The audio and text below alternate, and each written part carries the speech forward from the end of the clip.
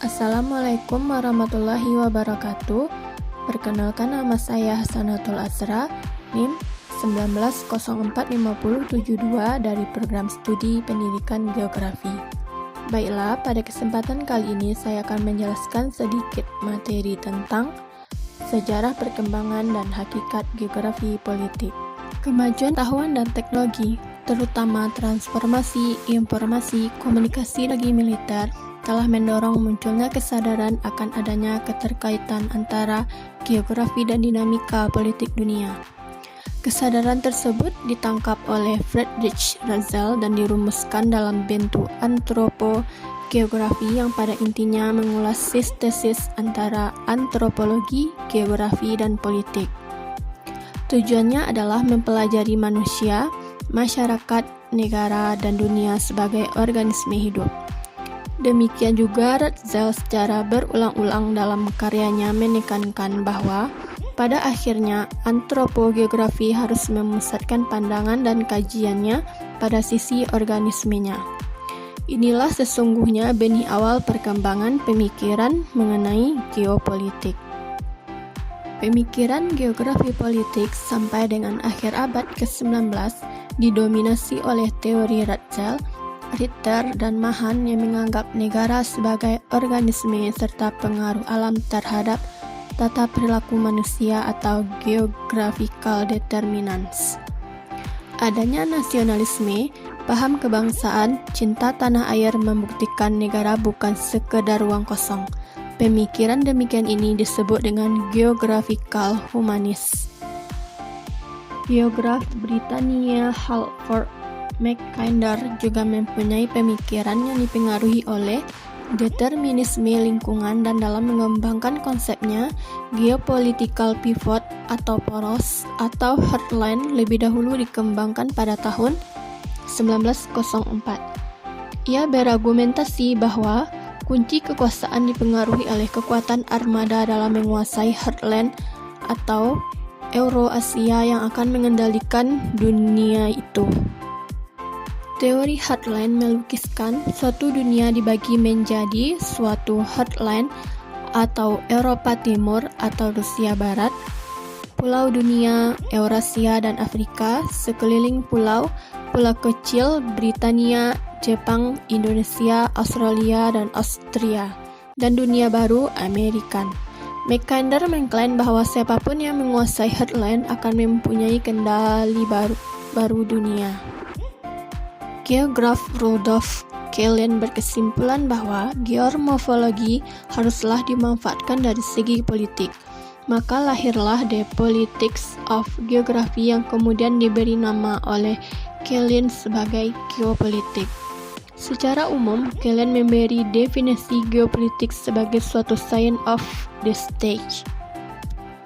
Geografi politik berasal dari geografi manusia dan terkait sebagian besar dengan kepentingan militer sebagai konsekuensi politik hubungan antara geografi fisik dan geografi sosial dalam suatu wilayah negara.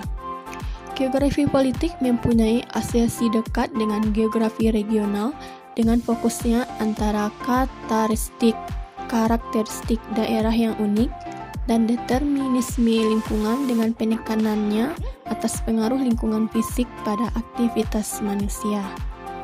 Baiklah, kita masuk kepada hakikat dari geografi politik. Penafsiran dan analisis geografi politik dapat dimulai dari pengkajiannya yang berpangkal pada aktivitas politik manusia. Politik berasal dari bahasa Yunani polis, berarti kota yang berstatus negara. Segala aktivitas polis untuk kelestariannya disebut politika. Politik pada hakikatnya the art and science of government. Pada karya Il Principli yang diterbitkan tahun 1513, Machiavelli dan dalam Haryo Mantaram tahun 1972 mengemukakan politik is power.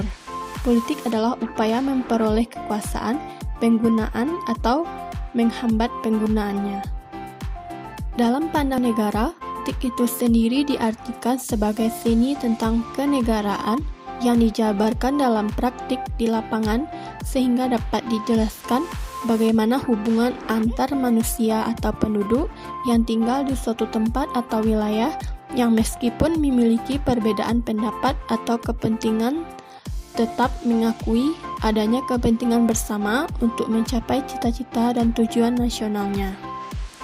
Geografi politik meliputi semua aspek batasan-batasan, negeri, status, dan pengembangan bangsa, organisasi internasional, diplomasi, divisi internal, pemungutan suara, dan demikian jauh lebih luas.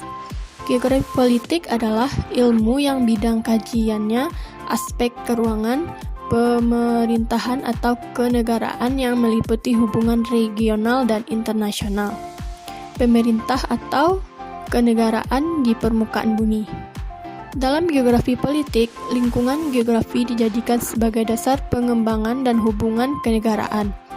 Bidang kajian geografi politik relatif luas, seperti aspek keuangan, aspek politik, aspek hubungan regional dan internasional. Secara khusus, ruang lingkup kajian geografi politik berkaitan dengan 1. Bagaimana dan mengapa negara-negara tersebut disusun dalam kelompok wilayah baik formal misalnya Uni Eropa dan informal misalnya dunia ketiga. Yang kedua, hubungan antara negara dan bebas koloni dan propagandanya di sepanjang waktu misalnya melalui neokolonialisme atau neoliberalisme. Yang ketiga, hubungan antara pemerintah dan penduduknya. Yang keempat, hubungan antara negara termasuk kerjasama dan perdagangan internasional dan perjanjian.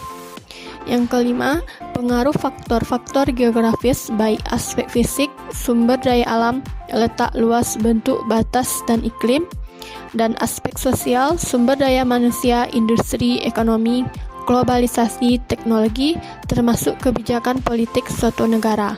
Yang keenam, bagaimana implikasi konflik politik antar negara.